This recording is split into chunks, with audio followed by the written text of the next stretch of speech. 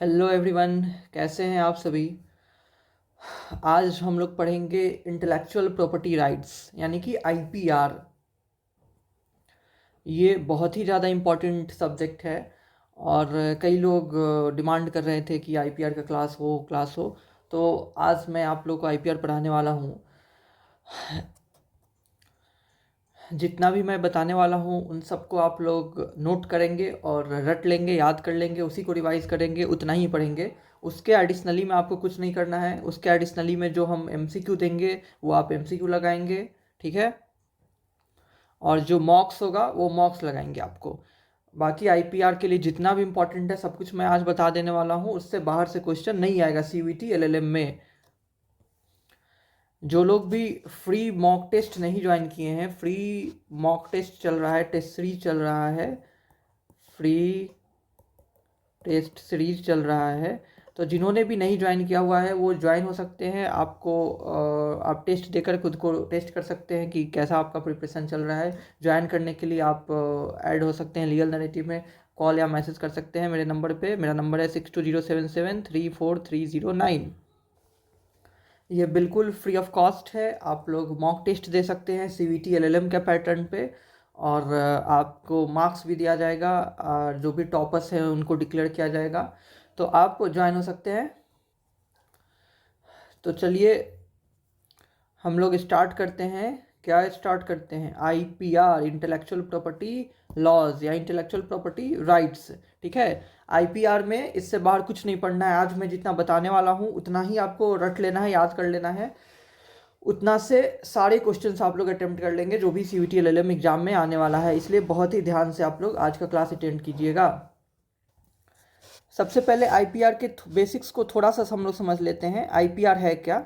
IPR के basics को आप लोग सभी जानते हैं, पढ़े होंगे। आप जिन्होंने भी एलएलबी किया हुआ है, सभी ने एलएलबी या बीएलएलबी कुछ तो किया हुआ है, तो सबको आईपीआर पढ़ना होता है।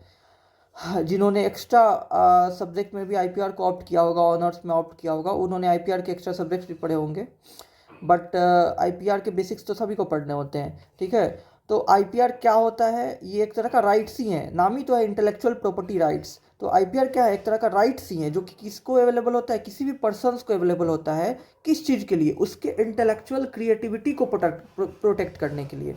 हमारा जो माइंड है, हमारा माइंड क्या होता है? इंटेलेक्चुअल होता है। और हमारा माइंड जो क्रिएट करता है उसको कहा जाता है वो हमारी इंटेलेक्चुअल क्रिएटिविटी है।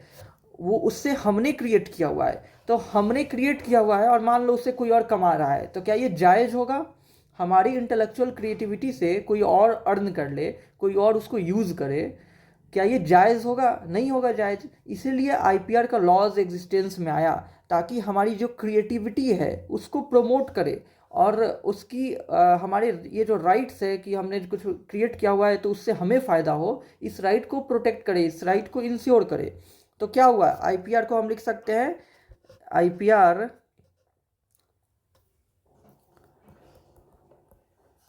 Are legal rights given to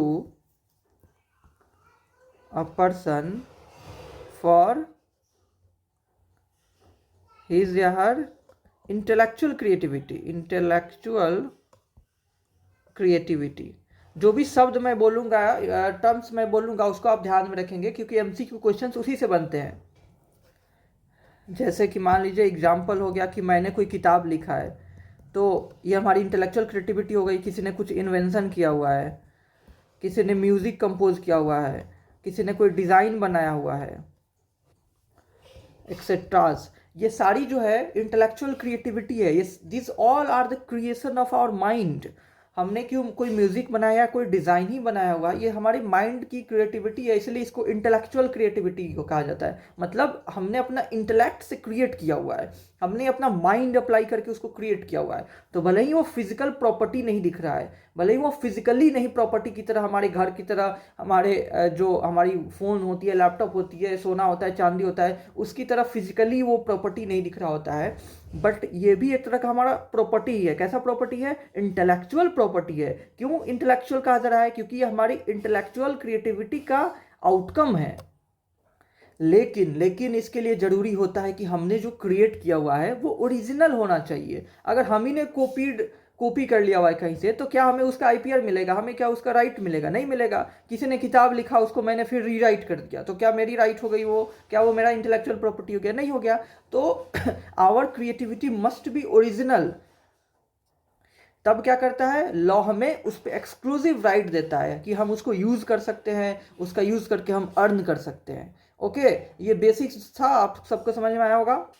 और आईपीआर प्रोटेक्ट करने का जरूरी ही क्यों पड़ा? आईपीआर का अगर आईपीआर ना एग्जिस्ट कर रहा होता तो फिर क्रिएटिविटी नहीं हो रही होती, इतना इनोवेशन जो है वो नहीं हो रहा होता। तो आईपीआर का इंपॉर्टेंस क्या है कि ये जो है क्या करता है, it encourages creativity and innovations। तो ये बेसिक्स था। अब हम तुरंत आते हैं आईपीआर स्टार्ट करते हैं। अलग अलग तो तरह के राइट्स होते हैं, उसको हम स्टार्ट करते हैं, ठीक है। तो सबसे पहले आप लोग नोट डाउन कीजिए, हम लोग पैटेंट पढ़ते हैं, पैटेंट लॉ।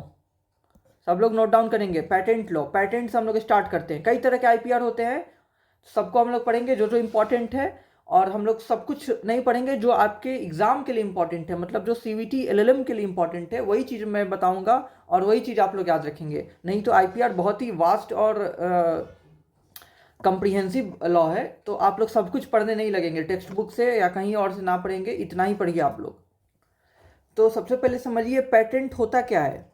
पैटेंट क्या होता है? हमने आईपीआर बता दिया कि आईपीआर एक तरह का वो राइट्स है जो कि किसी इंटेलेक्चुअल क्रिएटिविटी के लिए दिया जाता है, ताकि उससे क्या हो, इंटेलेक्चुअल क्रिएटिविटी प्रमोट किया जाए। और इससे प्रमोट करने से स्टेट को भी फायदा होता है ना, क्योंकि अगर हम इनोवेशंस को ही नहीं प्रमोट करेंगे तो स्टेट आगे कैसे बढ़ेगा, देश आगे कैसे बढ़ेगा, हम इकोनॉमी का ग्रोथ कैसे होगा। इसीलिए इकोनॉमिक ग्रोथ के लिए इंडिविजुअल का राइट को भी प्रमोट हो रहा है और देश को भी फायदा हो रहा है, क्योंकि इकोनॉमी ग्रोथ कर रहा है, क्रिएटिविटी प्रमोट हो रही, इनोवेशंस आ रहे हैं देश में। नहीं तो कोई इन्वेंशन करेगा ही नहीं, कोई इनोवेशंस लाएगा ही नहीं, क्योंकि जानेगा कि करने से हमें कोई फायदा ही नहीं है, हम इनोवेशन कर रहे हैं, कोई और यूज कर रहा है। इसलिए जरूरी है आईपीआर का। तो उसमें सबसे पहले हम लोग डिस्कस कर रहे हैं पैटेंट। तो पैटेंट क्या होता है? पैटेंट एक तरह का आईपीआर है, मतलब एक तरह का इंटेलेक्चुअल प्रॉपर्टी राइट्स है पैटेंट, जो किसको दिया जाता है? ये किसी इन्वेंटर को दिया जाता है उसके न्यू इन्वेंशन के लिए, ठीक है। ये एक ऐसा आईपीआर है जो कि किसी इन्वेंटर को दिया जाता है, मतलब जिसने कुछ आविष्कार किया हुआ हो, उसने कैसा आविष्कार किया हो गया, कुछ नया आविष्कार किया हो। ये नहीं कि कोई पुराना आविष्कार है और उसको अपने नाम से पेटेंट करवा ले, ऐसा नहीं हो सकता है।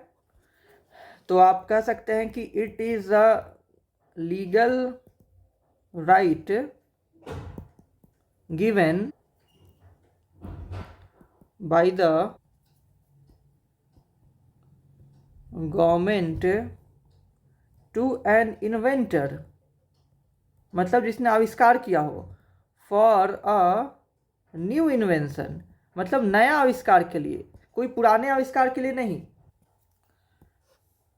It gives exclusive, important points मैं लिखवा रहा हूँ, आप लोग नोट करते चलेंगे सब, ठीक है, इससे एमसीक्यू क्वेश्चन बनेगा। It gives exclusive right to, क्या का राइट देता है, लिखिए, to make, to use, to sell या टू लाइसेंस। किस चीज को? The invention. जो हमारा इन्वेंशन है, जो कि इन्वेंटर ने इन्वेंट किया है, उसको बनाने का, उसको यूज करने का या उसको सेल करने का। ये सेल लिखा हुआ है मैंने, सेल, ठीक है। समझिए ध्यान से, पेटेंट का बेसिक्स इतना ही है कि एक ऐसा लीगल राइट है जो कि गवर्नमेंट ग्रांट करता है किसी इन्वेंटर को, मतलब जिसने कुछ आविष्कार किया हो, जिसने भी कुछ आविष्कार किया हो उसको पेटेंट मिल जाता है। किस चीज़ के लिए? उसके नए आविष्कार के लिए। और उससे उसको क्या फ़ायदा होता है कि जिस चीज़ का उसने आविष्कार किया है उसको रिप्रोड्यूस कौन कर सकता है? बस वही कर सकता है, मतलब उसको मेक कौन करेगा, बनाएगा कौन? बस वही करेगा। अगर किसी ने कोई दवा बना लिया हुआ है और उसका पेटेंट ले लिया हुआ है, तो उस दवा को कौन बनाएगा? वही बनाएगा जो उसका पेटेंट, जो पेटेंट होल्डर है वही बनाएगा। उसका यूज़ कौन करेगा? वही करेगा, मतलब उसका कमाई के लिए, अर्निंग पर्पज़ के लिए उसका यूज़ कौन करेगा? वही करेगा। उसको बेचेगा कौन? वही करेगा, वही बेचेगा। उसका लाइसेंस ग्रांट करना होगा तो कौन करेगा? वही लाइसेंस देगा कि कोई और भी बना पाए। लेकिन क्या ये अनलिमिटेड पीरियड के लिए होता है? नहीं, इसमें भी लिमिटेड पीरियड के लिए होता है। पीरियड हम लोग डिस्कस करेंगे।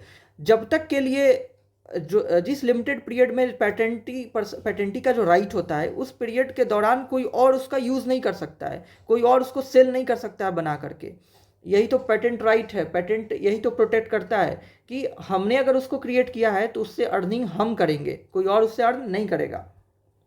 हाँ, अगर परमिशन दे दिया मैंने, अगर लाइसेंस दे दिया मैंने, तब वो यूज़ कर सकता है। ठीक है, पेटेंट होल्डर ने अगर लाइसेंस दे दिया किसी को, तब वो यूज़ कर सकता है। तो विथ परमिशन किया जा सकता है, विदाउट परमिशन नहीं किया जा सकता है। और इसका पर्पज़ क्या है? सारे आईपीआर का एक ही पर्पज़ है कि इनोवेशंस को प्रमोट करना। और ये तो बहुत इंपॉर्टेंट है ना, पैटेंट सोचिए कितना इंपॉर्टेंट है, क्योंकि ये इन्वेंशन को प्रोटेक्ट कर रहा है, इन्वेंशन को प्रमोट कर रहा है। नहीं तो कोई इन्वेंटर जो है वो क्यों ही अपना इतना दिमाग खर्च करेगा, अपना पैसा खर्च करेगा, बहुत सारे पैसे लगते हैं रिसर्च पर्पज़ के लिए।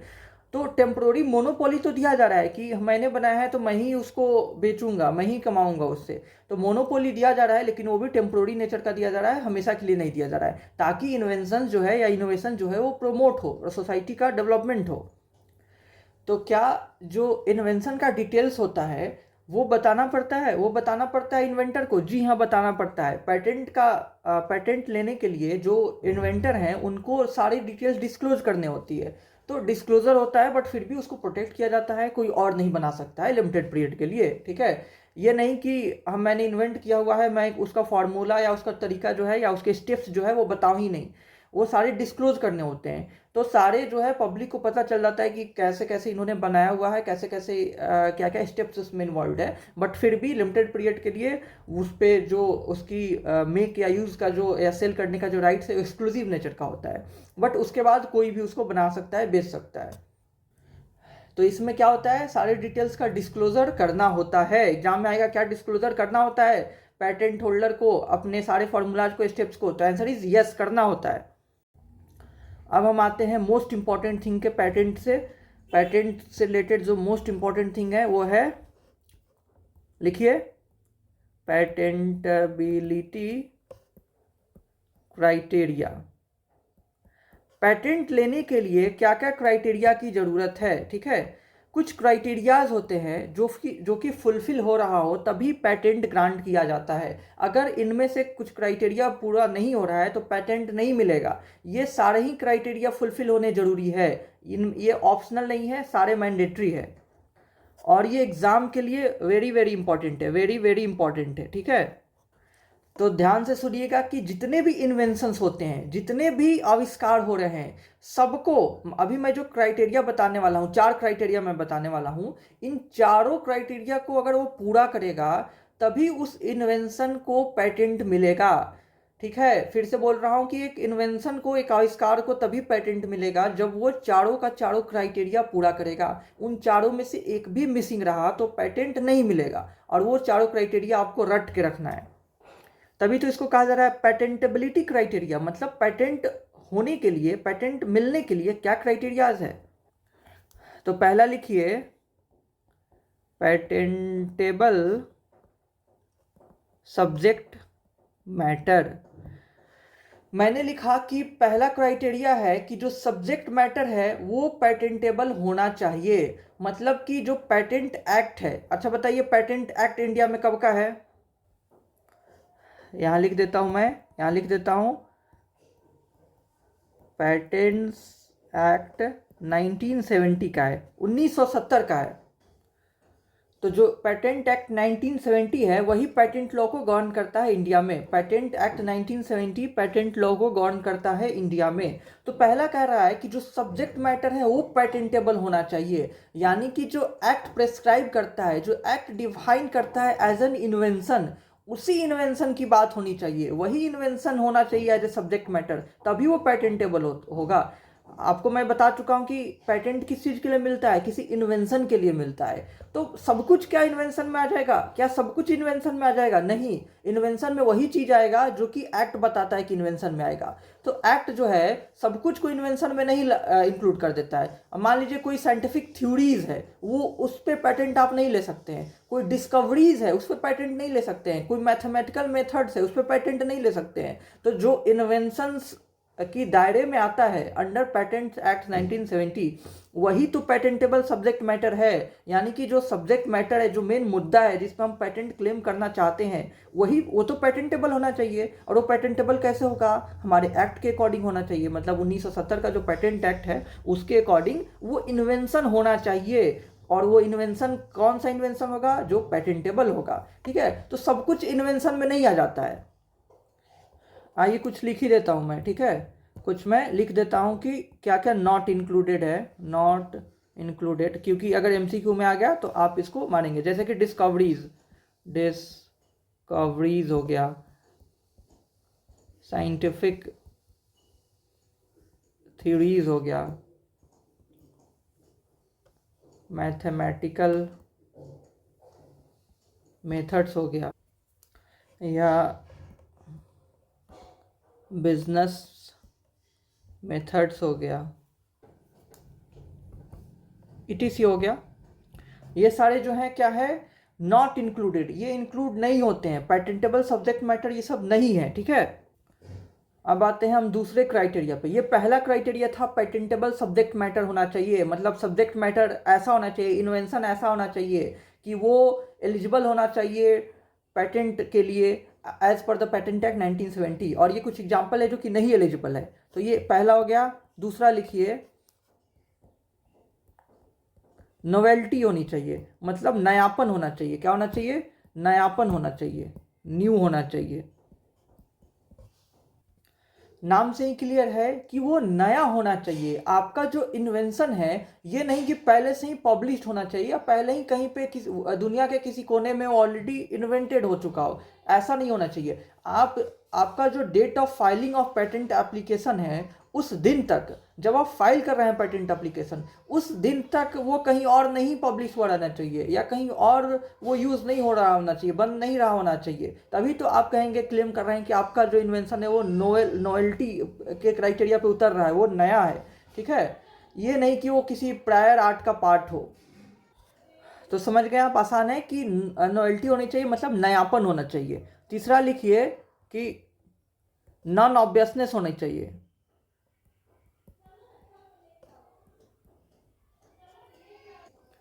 मतलब इस कह सकते हैं आप कि इन्वेंटिव स्टेप होना चाहिए, इन्वेंटिव स्टेप होना चाहिए।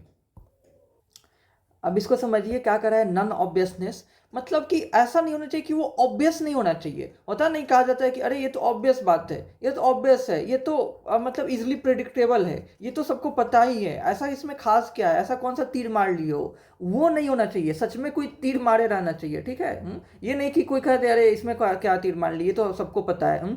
मतलब वो ऑब्वियस नहीं होना चाहिए, वो नॉन ऑब्वियस होना चाहिए, कुछ खास होना चाहिए, कुछ उसमें इन्वेंटिव स्टेप दिखना चाहिए कि आपने कुछ खास काम किया है, एक किसी स्किल्ड पर्सन ने कुछ किया हुआ है, आपने टेक्नोलॉजी में कुछ एडवांसमेंट किया हुआ है, कुछ आपने ऐसा किया हुआ है जो कि उसका कुछ इकोनॉमिक सिग्निफिकेंस हो, एडवांसमेंट हुआ हो, तब जाके उसको कहा जाएगा कि ये नॉन ऑब्वियस है। नहीं तो ज्यों का त्यों अगर आपने किया है तब तो वो कहा जाएगा कि ये तो ऑब्वियस है, इसमें कुछ इन्वेंटिव स्टेप ही नहीं शामिल है।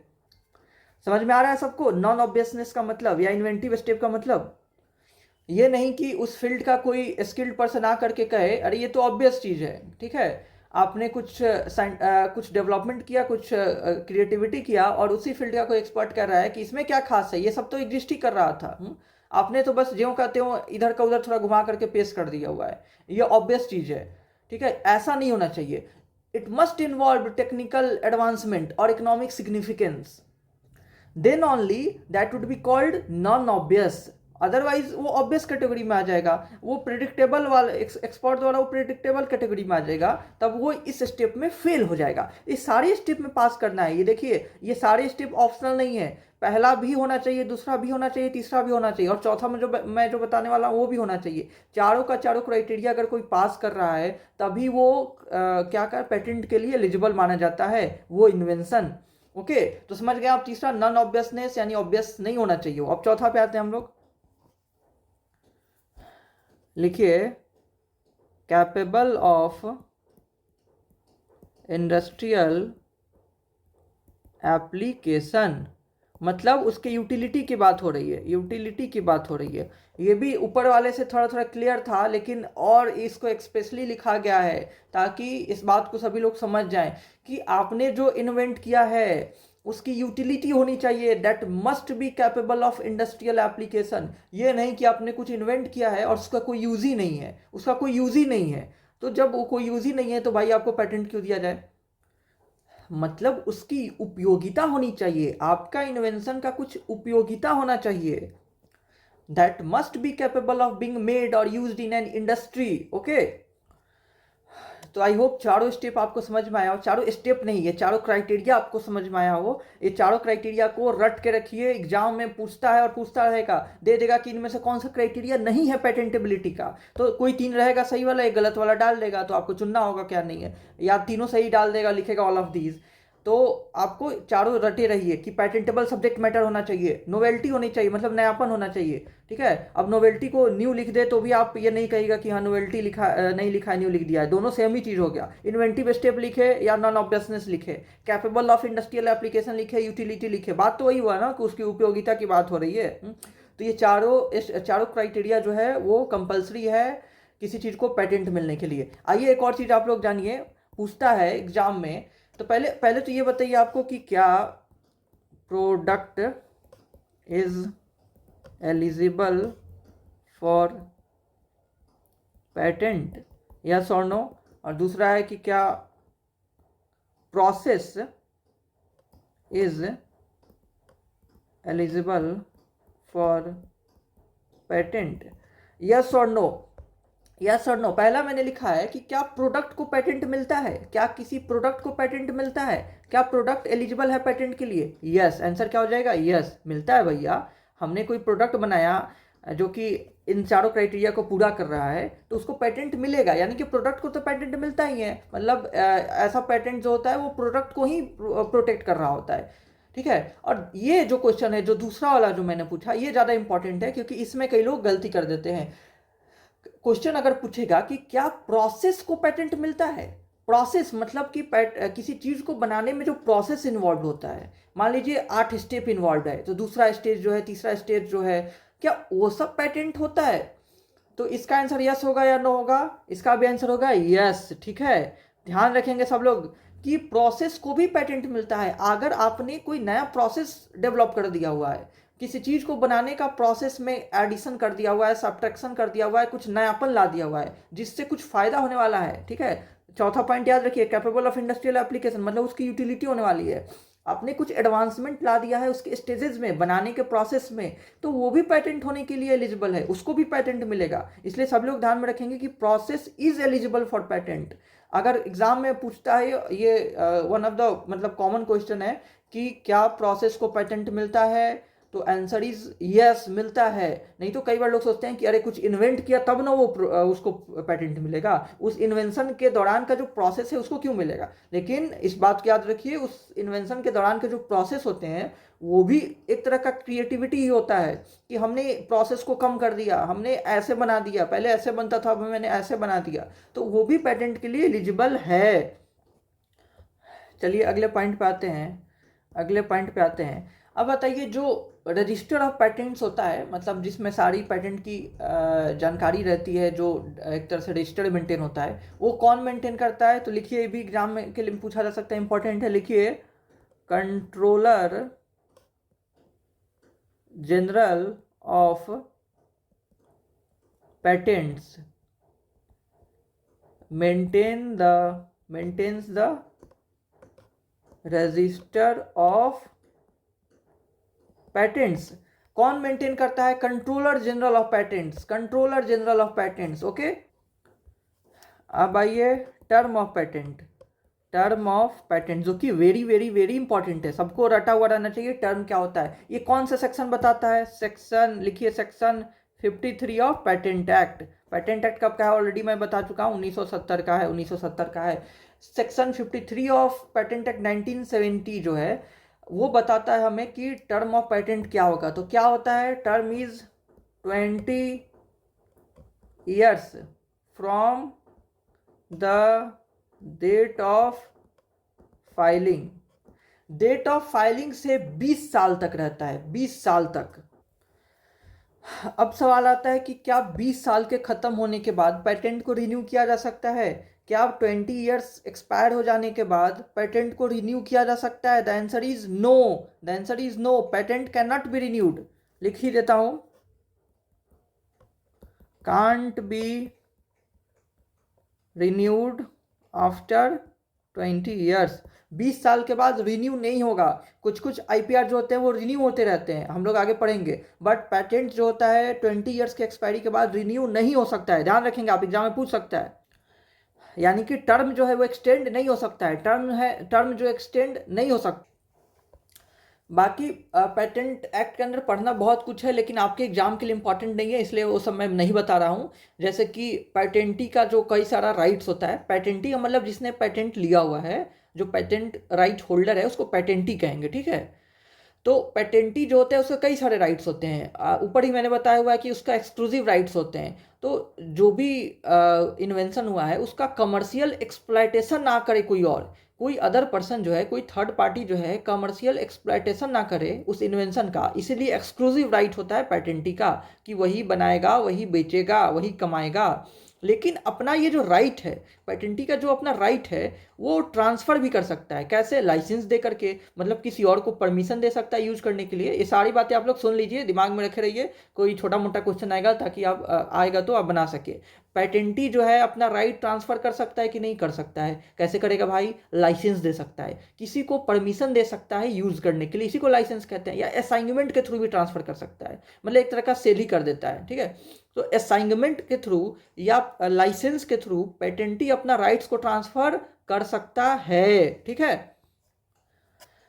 और एक और चीज आप जान जाइए कि जो सरकार है, जो गवर्नमेंट है, गवर्नमेंट तो भाई सर्वे सर्वा होता है, उसको जो मन करे वो कर सकता है। तो गवर्नमेंट जो है वो कभी कभी क्या होता है कि जो पेटेंटेड इन्वेंशन है उसको खुद वो बना सकता है, मैन्युफैक्चर कर सकता है बिना पेटेंटी के परमिशन के, यानी बिना पेटेंटी के कंसेंट के, अपने पर्पज के लिए, for its own purpose government can use और मैन्युफैक्चर पेटेंटेड इन्वेंशन। और ये बात कहाँ लिखा हुआ है? सेक्शन 47 में लिखा हुआ है।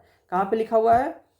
सेक्शन 47 ऑफ पेटेंट एक्ट में लिखा हुआ है, ठीक है। कि गवर्नमेंट यूज की बात किया जा रहा है कि गवर्नमेंट कैन, लिख देता हूं, गवर्नमेंट कैन यूज और मैन्युफैक्चर एनी पेटेंटेड इन्वेंशन अपने पर्पज के लिए बिना पेटेंटी के कंसेंट के भी, ओके। एक और टर्म आप लोग समझिए, लिखता हूं, कंपल्सरी लाइसेंस। सुना होगा आप लोगों ने ये टर्म, बड़ा ही फेमस टर्म है, कंपल्सरी लाइसेंस, ठीक है, ये इंपॉर्टेंट है ये। अभी ना ऊपर मैं आप लोग को बताया कि पेटेंटी जो है अपना राइट ट्रांसफर कर सकता है लाइसेंस के थ्रू, बताया ना मैंने, पेटेंटी अपना राइट ट्रांसफर कर सकता है लाइसेंस के थ्रू। तो वो तो अपना मन से कर रहा है ना। मैं अगर पेटेंटी हूँ, मुझे मन है कि किसी और को भी देता हूँ, वो भी बना करके बेचे, उससे मैं पैसा ले लूँगा, लाइसेंस दिया हूँ पैसे लेकर के, तो मैं अपने मन से, अपने कंसेंट से उसको दे रहा हूँ लाइसेंस, ताकि वो भी बना करके बेचेगा। तो वो लाइसेंस हो गया अपने मन से देना। ये अब पढ़ रहे हैं हम लोग कंपलसरी लाइसेंस, जबरदस्ती दिलवा दिया जाएगा, ठीक है, जबरदस्ती दिलवा दिया जाएगा, तभी इसका नाम है compulsory licence, okay.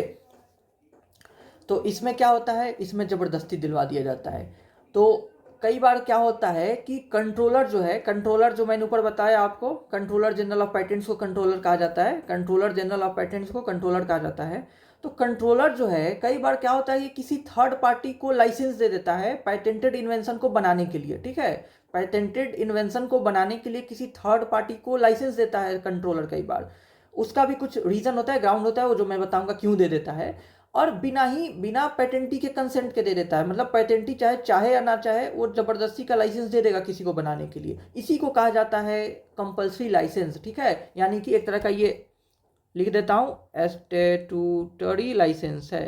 Statutory licence मतलब ये जबरदस्ती दिया जा रहा है, विदाउट गिवन, लिख देता हूं, गिवन विदाउट पेटेंटीज कंसेंट, ठीक है। बिना पेटेंटी के कंसेंट के कंट्रोलर जो है किसी थर्ड पार्टी को लाइसेंस दे देता है पेटेंटेड जो इन्वेंशन है उस पर काम करने के लिए। इसी को कहते हैं कंपल्सरी लाइसेंस, मतलब लाइसेंस दिया जा रहा है कंपल्सरी तरीके से बिना पेटेंटी के कंसेंट के, ओके, ठीक है। तो इसके कई सारे ग्राउंड होते हैं जिस पे ये दिया जाता है कि मान लीजिए जो पब्लिक का रिक्वायरमेंट है वही सेटिस्फाई नहीं हो पा रहा है, ठीक है, reasonable requirement of public not satisfied, या मान लीजिए जो प्राइस रखा है वो एकदम नॉट अफोर्डेबल है, अफोर्डेबल प्राइसेस। इस तरह के सिचुएशन में मान लीजिए पब्लिक को बहुत ज़रूरत है, कोई ऐसी दवा है जिसको ज़रूरत है, पब्लिक में बहुत ज़्यादा ज़रूरत है, और दवा जो जिस कंपनी ने बनाया हुआ है, जिसके पास पेटेंट है, मतलब जो पेटेंटी है, उसके पास इतनी क्षमता नहीं है कि पब्लिक के नीड को सेटिस्फाई कर पाए, उतना उसके पास प्रोडक्शन की उतना क्षमता ही नहीं है। लेकिन गवर्नमेंट को ये लग रहा है कि पब्लिक को ज़्यादा जरूरी है, तो गवर्नमेंट ये थोड़ी देखेगी ठीक है 20 साल तक तुम अपना ही धीमी धीमी रफ्तार से कछुए की तरह तुम बनाते रहो, देते रहो, तब तक लोग मरते रहे, और क्योंकि तुमने बनाया हुआ है तो अब तुम 20 साल तक जैसे स्पीड में मन करे दो नहीं दो, ये गवर्नमेंट नहीं देखेगी। गवर्नमेंट कंपलसरी लाइसेंस ग्रांट कर देगी और किसी कंपनी को दे देगी, बड़े कंपनी को जिसके पास क्षमता है कि उतना प्रोड्यूस कर पाए, और फिर गवर्नमेंट देगी, बंटवाएगी, ठीक है।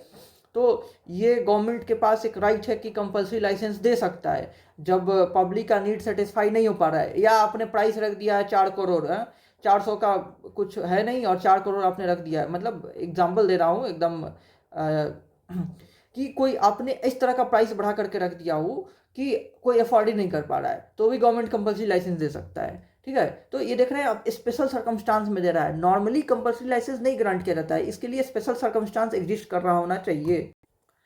सेक्शन लिखिए कि कौन सा सेक्शन डील करता है, section 84 of patent act. Section 84 of patent act है, ये जनरल कंपलसरी लाइसेंस की बात करता है। लेकिन कब कर सकता है कोई भी पर्सन, कोई भी इंटरेस्टेड पर्सन जो है वो, लिख देता हूं आपको कि एनी इंटरेस्टेड, इंपॉर्टेंट है इसलिए, any interested person can apply for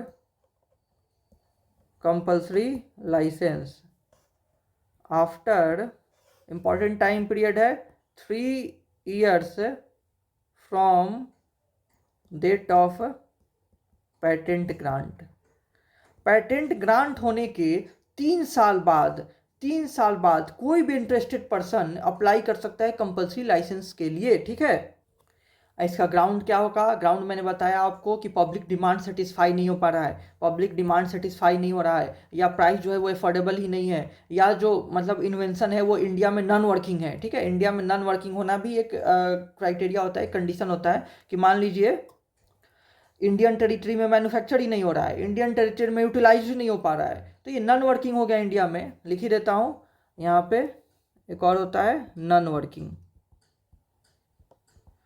non working जो है ये भी एक क्राइटेरिया होता है, इंडिया में अगर मैन्युफैक्चर यूटिलाइज ही नहीं हो पा रहा है तो भी कंपल्सरी लाइसेंस ग्रांट किया जा सकता है। सेक्शन 84 बताया मैंने, याद रखेंगे। सेक्शन 84 कितने साल में अप्लाई कर सकता है, कोई भी इंटरेस्टेड पर्सन कर सकता है, कितने साल में, 3 साल बाद, ठीक है। तो ये हो गया आपका कंपल्सरी लाइसेंस। यही इंपॉर्टेंट सेक्शन था, सेक्शन 84 मैंने बता दिया। हालांकि इसमें इमरजेंसी सिचुएशन वाले भी सेक्शन है, जैसे कि एक सेक्शन 92 पढ़ा जाता है। सेक्शन 92 ये स्पेशल प्रोविज़न है, ये स्पेशल प्रोविज़न है जो कि इमरजेंसी के केस में अप्लाई होता है। इमरजेंसी, अगर इमरजेंसी सिचुएशन है, मान लो कोई नेशनल इमरजेंसी लगा हुआ है या एक्सट्रीम इमरजेंसी, एक्सट्रीम लेवल का अर्जेंसी है, तो गवर्नमेंट जो है ये 3 साल भी नहीं वेट करेगा, उससे पहले ही लाइसेंस ग्रांट कर देगा, ओके। तो ऐसे ऐसे भी प्रोविज़न है इसमें, विदाउट वेटिंग फॉर 3 ईयर, बिना 3 साल वेट किए भी ग्रांट कर देगा। कब, जब इमरजेंसी सिचुएशन हो या एक्सट्रीम अर्जेंसी हो, एक्सट्रीम लेवल का। चलिए अब ये बताइए आप लोग कि क्या जो प्लांट्स हैं या एनिमल्स हैं या कोई बायोलॉजिकल प्रोसेस है, क्या वो पेटेंटेबल होता है कि नहीं होता है, बताइए जल्दी से आप लोग। Plants, animals and biological processes are not patentable. Not लिखा हुआ है मैंने, क्या लिखा है, नॉट पेटेंटेबल। ये जनरल रूल हो गया, ये क्या हो गया, ये जनरल रूल हो गया, ठीक है। प्लांट्स एनिमल्स या जो एसेंशियल बायोलॉजिकल प्रोसेसेस होते हैं वो पेटेंटेबल नहीं होते हैं, ये जनरल रूल हो गया। लेकिन इसका एक एक्सेप्शन है, इसका एक एक्सेप्शन है, आप लोग नोट डाउन करेंगे। Micro organisms are patentable if, यदि they are isolated, purified and have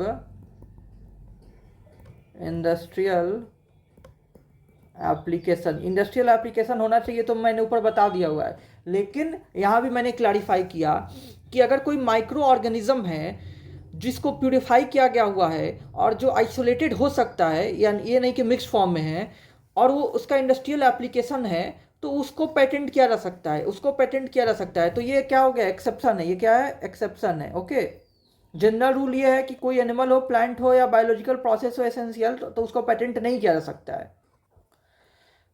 तो चलिए हम लोग इसी बात पे पेटेंट को ख़त्म करते हैं। ख़त्म करते करते एक दो और सवाल का आप लोग जवाब दीजिए कि क्या कोई फ्रिवलस इन्वेंशन हो, कोई इन्वेंशन अगर ये फ्रिवलस हो तो क्या उसको पेटेंट मिलेगा क्या भैया? तो नहीं मिलेगा। ये बताइए कि क्या कोई मेडिकल ट्रीटमेंट मेथड अगर किसी ने डिस्कवर किया हुआ है तो क्या उसको पेटेंट मिलेगा? Medical treatment method not patentable, ठीक है।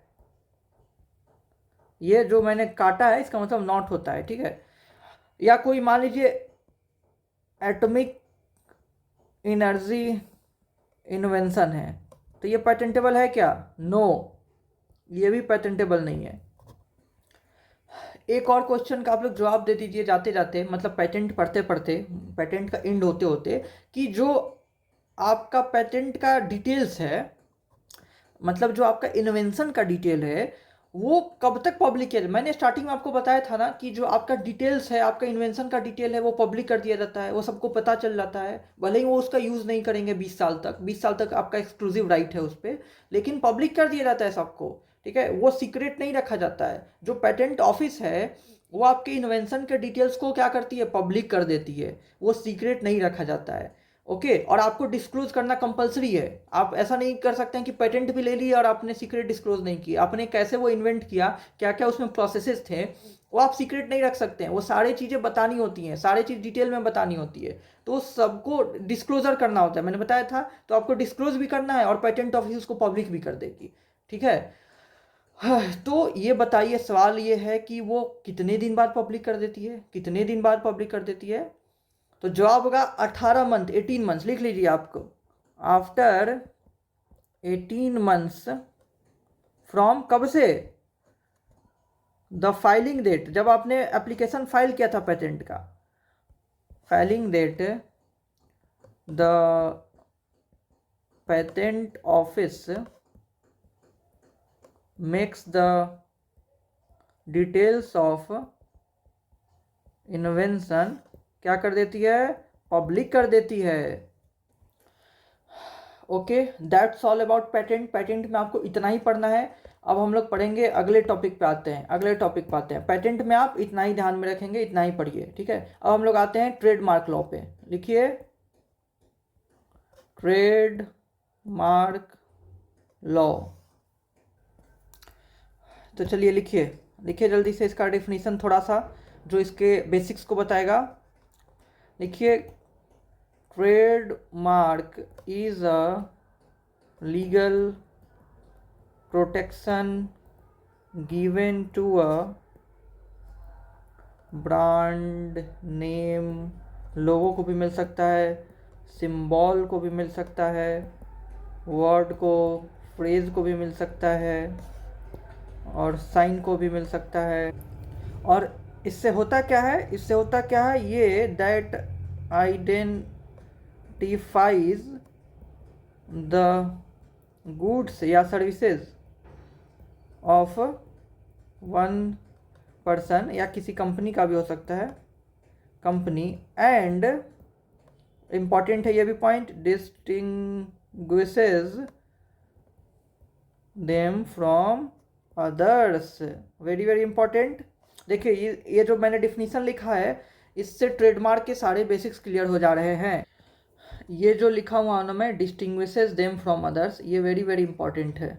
डिस्टिंग्विशेस देम फ्रॉम अदर, ये वेरी वेरी इंपॉर्टेंट है। यही पूरे ट्रेडमार्क लॉ का जो है वो एसेंस यही है कि क्या लिखा हुआ है, मैंने लिखा है trademark is a legal protection, एक ऐसा लीगल प्रोटेक्शन है, मतलब एक आईपीआर है, एक राइट्स है, इंटेलेक्चुअल प्रॉपर्टी राइट्स है ये भी, जो कि किसको प्रोटेक्शन देता है, given to a brand name, logo, symbol, word, phrase और साइन, मतलब इन तरह के किसी भी तरह के चीज़ों को देता है, चाहे वो ब्रांड का नेम हो, चाहे लोगो हो, चाहे सिंबल हो, चाहे किसी तरह का फ्रेज हो या इवन साइन हो, जिससे हम उसको आइडेंटिफाई कर पाते हैं। ठीक है, आइडेंटिफाई वर्ड को भी आप लोग अंडरलाइन कीजिए, आइडेंटिफाई वर्ड को अंडरलाइन कीजिए और डिस्टिंग्विशेस वर्ड को कीजिए। मतलब जिससे क्या होता है, क्या फ़ायदा होता है ट्रेडमार्क का, उससे वो उसकी आइडेंटिफिकेशन एक तरह का मार्क बन जाता है, हम उसको पहचानते हैं उसी चीज़ से। ठीक है, उसका एक तरह से आइडेंटिटी बन जाता है वो। तो ट्रेडमार्क ऐसा प्रोटेक्शन है जो कि किसी ब्रांड को दिया जा रहा है, किसी सिंबल को, साइन को, लोगों को दिया जा रहा है, जिससे वो आइडेंटिफाई होगा। क्या आइडेंटिफाई होगा, वो गुड्स आइडेंटिफाई होगा या वो सर्विसेज आइडेंटिफाई हो गए। ठीक है, उस गुड्स या सर्विसेज को वो आइडेंटिफाई करने का एक तरीका बन जाएगा, चाहे वो किसी पर्सन का हो या किसी कंपनी का हो। और उससे क्या होगा, उससे मोस्ट इंपॉर्टेंटली ये होगा कि वो दूसरों से कैसे अलग है वो हम जान पाएंगे। सारे ब्रांड का लोगो अलग अलग होता है ना, ब्रांड का नेम अलग अलग होता है ना, तो कैसे हम ब्रांड नेम से पहचानते हैं कि ये क्या है और वो क्या है, तो वो दूसरों से कैसे अलग है वो भी हमें पता चलेगा। ठीक है, और यही मेन पर्पज है कि वो कैसे हम पहचानेंगे उसको और कैसे दूसरों से अलग है। ये दोनों चीज़ें एसेंस है पूरे ट्रेडमार्क लॉ का।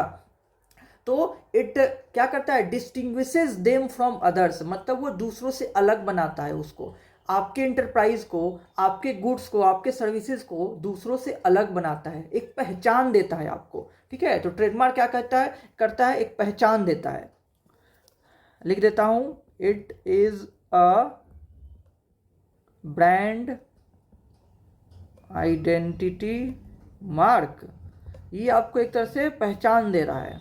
ओके, कैसे आप टाटा देखते हैं कहीं भी तो जान जाते हैं कि अच्छा ये टाटा का प्रोडक्ट है, भले ही कोई सा भी प्रोडक्ट हो, आप टाटा देखते हैं तो समझ जाते हैं। तो जो ब्रांड की आइडेंटिटी है वो पता चलती है आपको, और वो दूसरों से अलग है ये पता चलता है आपको। कुछ लिखा ही नहीं रहेगा, कुछ सब अगर कुछ कोई भी कुछ लिखने का अलाउड रहता है तो कोई कुछ लिखा रहता है, आप डिस्टिंग्विश नहीं कर पाते कि मैं ये किसका खरीद रहा हूँ या मुझे इसी ब्रांड का चाहिए, तो मैं कैसे पहचानूंगा, उसका लोगो देख करके पहचानूंगा, उसका नाम देख करके पहचानूंगा, उसका सिंबल देख करके पहचानूंगा। ठीक है, कंपनी का अपना अपना स्लोगन होता है, तो मैं इस कंपनी का स्लोगन देख करके पहचानूंगा। स्लोगन को क्या हो सकता है, मिल सकता है ट्रेडमार्क का प्रोटेक्शन मिल सकता है। तो इन सारी चीज़ों को ट्रेडमार्क का प्रोटेक्शन दिया जाता है।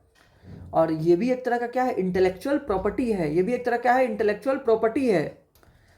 पर्पस मैंने बता दिया कि ब्रांड की आइडेंटिटी का पता चलता है आपको, मैन्युफैक्चर का पता चलता है आपको, डिस्टिंग्विश करने के लिए हेल्पफुल होता है कि कैसे आप डिस्टिंग्विश करेंगे एक ब्रांड को दूसरे ब्रांड से। किसी ब्रांड के क्वालिटी आपको पसंद है तो आप चाहेंगे ना कि उसी ब्रांड को खरीदें आप। अब उस ब्रांड को खरीदने के लिए आप क्या बहुत मशक्कत करना पड़ेगा, नहीं, उस ब्रांड का लोगो देख करके आप पहचान लेंगे, उस ब्रांड का नाम देख करके आप पहचान लेंगे, तभी तो कोई ब्रांड अपनी क्वालिटी मेंटेन करेगा। नहीं तो कोई ब्रांड अपनी क्वालिटी क्यों मेंटेन करेगा, जब उसकी क्वालिटी मेंटेन करे और उसको पहचानने के लिए लोग जो है पहचान ही नहीं पाए। तो उसकी जो आइडेंटिटी है उसको प्रोटेक्ट किया जाता है, कोई दूसरा उसको यूज़ नहीं कर सकता है, उसको लोगों को कोई और यूज़ नहीं करेगा, तब वो क्वालिटी अपना मेंटेन करेगा, अपने कस्टमर्स को सेटिस्फाई करेगा। और एक और हेल्प करता है उसको, एडवर्टाइजिंग में हेल्प करता है, ब्रांड बिल्डिंग में तो हेल्प कर ही रहा है, ब्रांड बिल्डिंग में हेल्प कर ही रहा है, और एडवर्टीजमेंट में भी हेल्प होती है, क्योंकि वो अपने लोगों का प्रचार करेगा। एक बार वो इंश्योर हो गया कि उसका ये लोगो रहा तो उसको एडवर्टाइज करेगा। क्या में हेल्प करता है, हेल्प्स इन एडवर्टाइजिंग या ब्रांड बिल्डिंग। ठीक है, एक और इसका बहुत इंपॉर्टेंट पर्पस है, क्या है कि प्रोटेक्ट पब्लिक फ्रॉम डिसेप्शन और कंफ्यूजन, मतलब हम जनता को, हम कंज्यूमर्स को ये भी प्रोटेक्ट कर रहा है। कैसे, हमें धोखा देने से बचा रहा है। कैसे देखते हैं पानी में एक ही नाम पे बिसलेरी का अक्षर बदल बदल के, लेटर्स बदल बदल के 5 तरह का लिखता है सब, तो हमें पता है कि क्या उसकी एक्चुअल स्पेलिंग है, हमें पता है कि उसको लोगो क्या है, तो हम खरीद सकते हैं, एक्चुअल खरीद सकते हैं। ठीक है, तो ये डिसेप्शन से भी बचाता है। नहीं तो एक बढ़िया ब्रांड का लोगो उसको पर्सोनेट कर करके कई सारा बेच रहे होते हैं।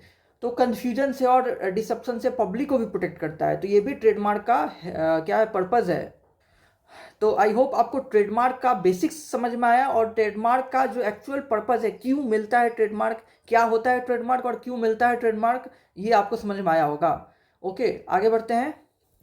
अब आपको ध्यान देना है कि कुछ एसेंशियल फीचर्स ट्रेडमार्क के आपको ध्यान देना है। लिखिए फीचर्स, ये भी इंपॉर्टेंट है। Features of a good trademark, exam में पूछेगा कि इनमें से कौन फीचर्स हैं गुड ट्रेडमार्क के, तो आपको पता होना चाहिए। लिखिए features of a good trademark. पहला लिखिए डिस्टिंक्टिव होना चाहिए, वो डिस्टिंक्टिव होना चाहिए, मतलब कि आपका वो अलग होना चाहिए। ये नहीं कि आप ऐसा प्रोडक्ट बना रहे हैं, ऐसा आपने नाम लिखा हुआ है, ऐसा साइन या सिंबल रखा हुआ है जो कि मर्ज कर रहा है किसी और से। ओके, दूसरा कि वो इजी टू प्रोनाउंस होना चाहिए या स्पेल करने में उसको इजी होनी चाहिए, एंड रिमेंबर भी लिख सकते हैं।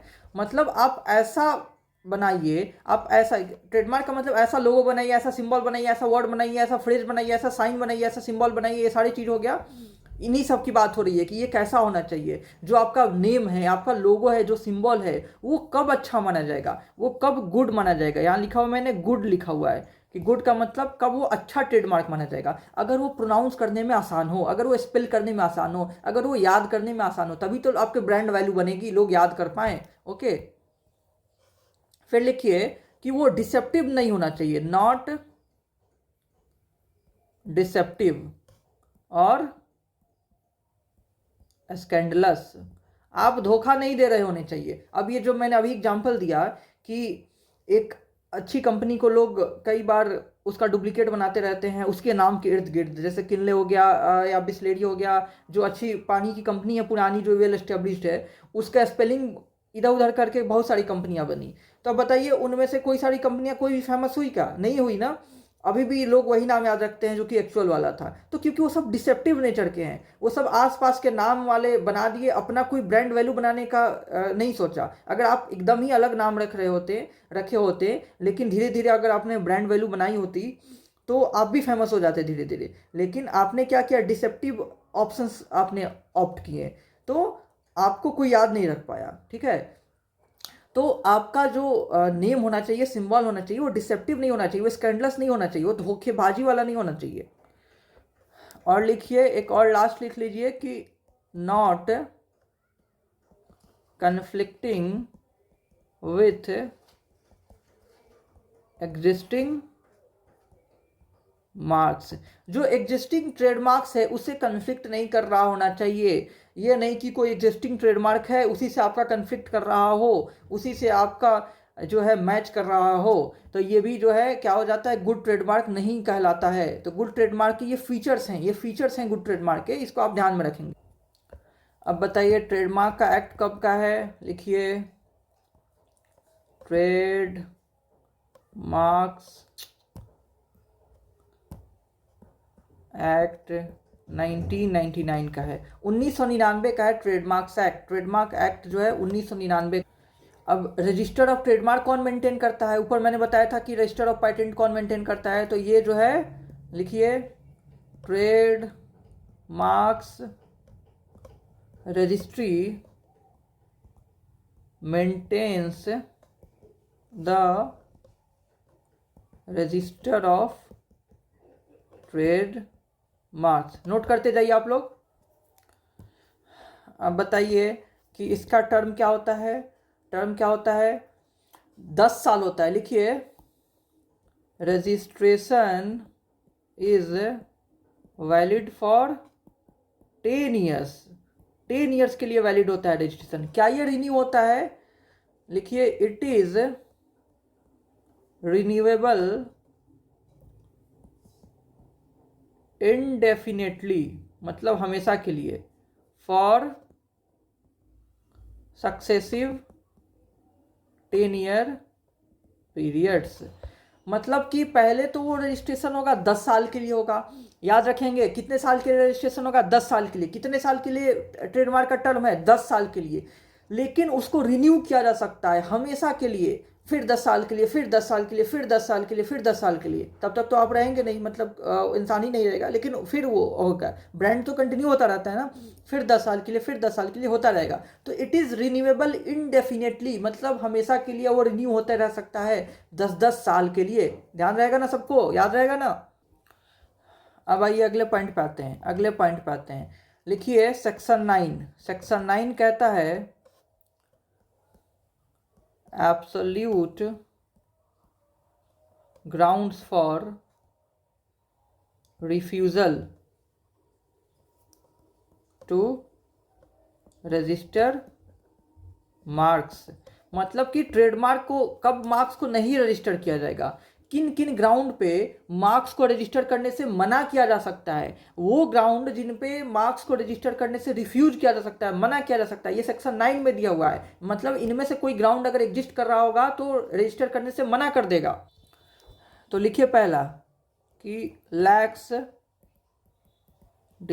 डिस्टिंक्टिव कैरेक्टर, मतलब आप डिस्टिंक्टिव हैं ही नहीं, आप जो है कुछ नयापन लेकर के नहीं आए हैं। जो जेनरिक वर्ड है, मान लीजिए कोई कंप्यूटर है तो उसको थोड़ी ना रजिस्टर कर लिया जाएगा।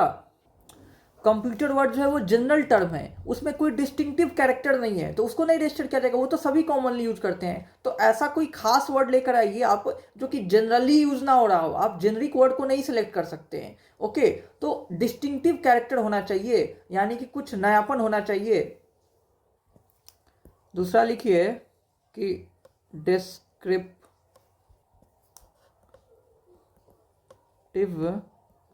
मार्क्स, ठीक है, अगर वो डिस्क्रिप्टिव नेचर का है तो भी रिजेक्ट कर दिया जाएगा। मान लीजिए आपने उसकी क्वालिटी को बखान किया हुआ है, उसका काइंड का बखान किया है, उसके क्वांटिटी का बखान किया हुआ है, ठीक है, अगर उसने जो है उस आपने किसी चीज़ की क्वालिटी ही बता रखी है तो ये जो है अच्छा नहीं होता है मार्क्स, इसको रिजेक्ट कर दिया जाएगा। ओके, आपने कोई चॉकलेट बनाया हुआ है और उसका नाम रख लिया है स्वीट रख दिया, मान लीजिए एग्जांपल मैं देता हूँ कि नेम आपने रखा स्वीट फॉर अ चॉकलेट, एक आपने चॉकलेट बनाया उसका नाम मीठा रख दिया, तो ये मीठा क्या है, उसके क्वालिटी हो गया ना, उसकी क्या हो गया, क्वालिटी हो गया कि वो मीठा लगता है, उसका एक तरह से आप डिस्क्रिप्शन कर रहे हैं कि आपने जो बनाया हुआ है वो मीठा है। तो ये भी तो एक जनरल तरह का हो गया, आपने उसका डिस्क्रिप्शन दे दिया हुआ है, ये जो है इस पे आपको नहीं मिलेगा रजिस्ट्रेशन, नहीं, उसको रिफ्यूज कर दिया जाएगा। आप कुछ और नाम रखिए, आपने तो स्वीट नाम रख दिया, अब भाई जितने भी चॉकलेट बना रहे हैं सब लोग मिठाई बना रहे हैं तो सब लोग क्या स्वीट नाम रखते चले जाएं। तो ये मत कीजिए कि आप साल्टी नाम रख दीजिए, स्वीट नाम रख दीजिए, आप कुछ अपना नाम सोचिए वो रखिए। आप स्वीट नाम रख देना एक चॉकलेट का तो वो तो उसका डिस्क्रिप्शन हो गया, ये एक अच्छा मार्क नहीं है रजिस्टर करने लायक, इसीलिए इस ऐसे मार्क को रिजेक्ट कर दिया जाता है। तो आप जो है किसी चीज़ का काइंड, क्वालिटी या क्वांटिटी ये मत रखिए। अब कोई चीज़ आपने बनाया जो कि है 100 ग्राम का है तो क्या आप उसका नाम रख दीजिएगा 100 ग्राम रख दीजिएगा, ये अच्छी नहीं है, ये अच्छा मार्क नहीं है, इसलिए ये सब चीज़ को डिस्करेज किया जाता है। और पहला वाला का एग्जांपल मैंने बताया था ना कि जैसे आपने किसी चीज़ का नाम कंप्यूटर रख दिया, या मान लीजिए दूसरा एग्जांपल अगर दूं, आपने नाम क्या रख दिया, मिल्क नाम रख दिया, मिल्क का स्पेलिंग गलत हो गया, फिर से लिख देता हूं, मिल्क नाम रख दिया, वो भी किस चीज़ का, फॉर डेयरी प्रोडक्ट। आपने एक दूध का प्रोडक्ट बनाया, उसका नाम मिल्क रख दिया, तो भाई आपने ऐसा कौन सा तीर मार लिया, ऐसा कोई आपने तीर मार लिया क्या, डेयरी प्रोडक्ट का नाम मिल्क रख के, मिल्क ही तो है वो, कंप्यूटर ही तो है वो, फिर कंप्यूटर क्यों नाम रख दिया आप, कुछ नया रखिए नाम, कुछ डिस्टिंक्टिव नाम रखिए, डिस्टिंक्टिव कैरेक्टर लैक कर रहा था इसलिए उसको नहीं मिला, डेयरी प्रोडक्ट का नाम कुछ और रख दीजिए। आपने उसी का नाम मिल्क ही रख दिया, आपने एक फुटवियर बनाया उसका नाम शूज रख दिया ठीक है, कोई आपने फुटवियर बनाया उसका नाम शूज रख दिया, अरे शूज ही तो है वो, डिस्टिंक्टिव कैरेक्टर लाओ ना बीच में, तब ना मिलेगा भाई प्रोटेक्शन, तब ना रजिस्ट्रेशन होगा उस मार्क का। तो पहला का ये एग्जांपल दे रहा हूँ, lakhs distinctive character, dairy product का नाम मिल्क रख देना, फुटवियर का नाम शूज रख देना, कंप्यूटर को बेच रहे हैं कंप्यूटर के नाम से, तो इस चीज़ पे आपको ट्रेडमार्क नहीं क्लेम कर सकते हैं, बेचिए आप लेकिन आप ट्रेडमार्क रजिस्टर नहीं करवाइए, क्योंकि फिर वो कंप्यूटर तो जेनरिक चीज़ हो गया, अब उसका बाकी लोग नहीं बेचे क्या आप कंप्यूटर के नाम से? वो कंप्यूटर ही तो है। आपको ट्रेडमार्क चाहिए तो आप उसका कुछ नया नाम रखिए, सोनू मोनू गोलू जो भी नाम रखना है रख दीजिए, लेकिन रखिए अपना, तब जा करके आप क्लेम कीजिए। ओके, आप कुछ ऐसा नाम रखिए जो आपके ब्रांड को आइडेंटिफाई करे, आपको ब्रांड को अलग दिखाए। ये नहीं कि कॉमन वर्ड्स को सेलेक्ट करके रख दिए। ओके, दूसरा मैं आप समझ ही गए कि किसी चीज़ के क्वालिटी को आप बता रहे हैं, किसी चीज़ के क्वांटिटी को बता रहे हैं, उसी के पर्पज़ को बता रहे हैं, उसी को डिस्क्राइब कर रहे हैं, तो नहीं अलाउ होता है। चॉकलेट का नाम स्वीट रख देना सही नहीं है। ओके, आप आइसक्रीम बना रहे हैं, आइसक्रीम बेच रहे हैं, उसका नाम कोल्ड रख दीजिए। ठंडा है भाई, ठंडा। अरे भाई ठंडा है सबको पता है, ठीक है, वो तो उसका क्वालिटी हो गया कि आइसक्रीम ठंडा ही होता है, उसका एक तरह का डिस्क्रिप्शन हो गया। आप कुछ और नाम रखिए तब क्लेम कीजिए। समझ गए आप? अब तीसरे पे आते हैं। तीसरा लिखिए कस्टमरी मार्क्स। कस्टमरी मार्क्स जो होता है वो भी नहीं अलाउ होता है, वो भी नहीं अलाउ होता है। ये ऐसे होते हैं, ये ऐसे होते हैं कि जो ऑलरेडी बहुत यूज हो रहा होता है, ऑलरेडी कॉमनली यूज हो रहा हो इन ट्रेड। ओके, और लैंग्वेज में कोई ऐसी चीज़ जो कि कस्टमरी तरीके से, मतलब जो कॉमनली यूज हो रहा हो, जो कस्टम का पार्ट बन गया हो कि उसी तरह से वो यूज होता है, उसको भी आप अगर क्लेम करेंगे एज ए मार्क तो नहीं अलाउ होगा, वो अच्छा नहीं माना जाता है। मान लीजिए कि आप लिख रहे हैं best quality, best quality for कोई भी चीज़ के लिए, मान लीजिए गारमेंट ही मान लीजिए,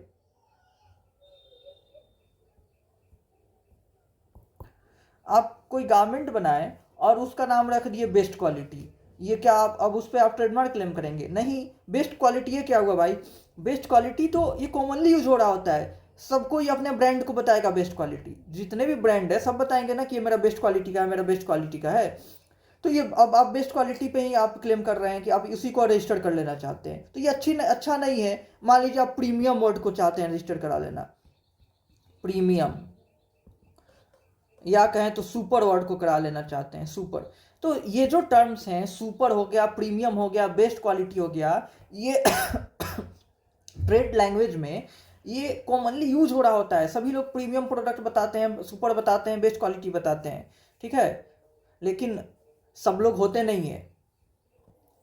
अब जैसे जो भी पढ़ा रहा होता है सब अपने क्वालिटी को प्रीमियम बता रहा होता है, बेस्ट क्वालिटी बता रहा होता है, लेकिन ये आपको तय करना है कि किसकी क्वालिटी अच्छी है, कौन रेलिवेंट चीज़ बता रहा है। लीगल नैरेटिव बता रहा है वो प्रीमियम है, या कोई और बता रहा है वो प्रीमियम है। ज़्यादा बेस्ट क्वालिटी कौन है, ज़्यादा इंपॉर्टेंट कौन है, ठीक है। तो ये over the period of time जो है वो पब्लिक डिसाइड करती है। बताने वाले तो सब अपने आप को प्रीमियम या बेस्ट क्वालिटी बताएंगे ही बताएंगे। तो प्रीमियम वर्ड को ही, सुपर वर्ड को ही, बेस्ट क्वालिटी वर्ड को ही आप चाहे ट्रेडमार्क करा ले तो ये नहीं होता है, ये कस्टमरी मार्क्स के अंडर प्रोहिबिटेड होता है। ओके, चलिए अगला पे आइए, 4 नंबर पे लिखिए डिसेप्टिव या कंफ्यूजिंग मार्क्स। ये भी नहीं अलाउ होता है। आप कुछ डिसेप्टिव नहीं रख सकते, ये नहीं कि आप मिसगाइड कर रहे हो। मान लीजिए आप क्या बोले, मान लीजिए आप लिख रहे हैं ऑर्गेनिक, ऑर्गेनिक आप नाम दे रहे हैं किसी एक प्रोडक्ट का, for a product which is not organic. कोई आपने प्रोडक्ट बनाया जो कि ऑर्गेनिक नहीं है और उसका नाम आप रख रहे हैं ऑर्गेनिक, तो ये डिसेप्टिव ही हुआ ना। आप बता नाम से कुछ और इन्फर करना चाहते हैं, आपका प्रोडक्ट कुछ और ही है, तो ये डिसेप्टिव होगा, नहीं अलाउ होगा। मतलब आपने एक नॉन ऑर्गेनिक प्रोडक्ट बनाया और उसका नाम ऑर्गेनिक दे रहे हैं, आपने एक नॉन हर्बल प्रोडक्ट बनाया उसका नाम हर्बल दे रहे हैं, ठीक है, हर्बल, तो ये सब डिसेप्टिव हो गया। आपने केमिकल बेस्ड शैम्पू बना दिया आपने एक शैम्पू बनाया केमिकल वाला और उसका नाम दे रहे हैं हर्बल शैम्पू, ठीक है, तो ये डिसेप्टिव हो गया ना। तो ये सब नहीं अलाउ होता है। या नाम मान लीजिए आपने रख रहा है, नाम लिखा प्यूमाज, ठीक है, तो आप चाह रहे हैं कि आप कि जो प्यूमा ब्रांड है उससे आप सिमिलर दिखा दे प्यूमा ब्रांड से सिमिलर दिखाने के लिए आपने नाम रख दिया प्यूमाज, ठीक है, तो ये कंफ्यूजिंग हो गया, ये क्या हो गया, कंफ्यूजिंग हो गया, या ये भी डिसेप्टिव हो गया। तो ये सब नहीं अलाउ होता है, ओके। क्योंकि ऐसे मार्क्स जो होते हैं वो क्या करते हैं, ऐसे मार्क्स जो होते हैं वो मिसलीड करते हैं, कस्टमर्स को मिसलीड करते हैं, इसलिए ये नहीं अलाउ होता है। अब आइए अगला पे आते हैं। ये 4 हो गया। 5वां लिखिए कि स्कैंडलस और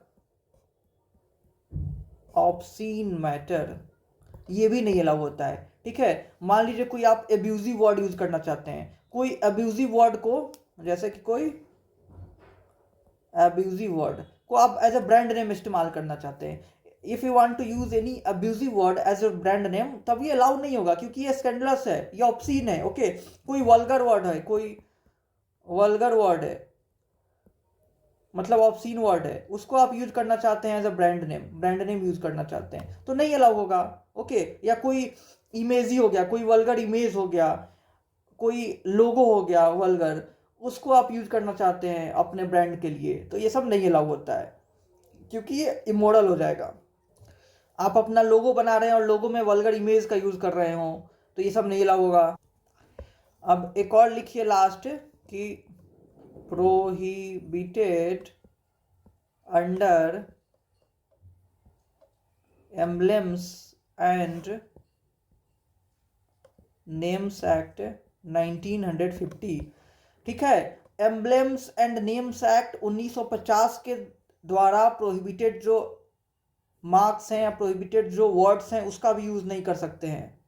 जो प्रोटेक्टेड नेम्स हैं या जो नेशनल सिंबल्स हैं उसका यूज नहीं कर सकते हैं आप, ठीक है। जैसे कि मान लीजिए यूजिंग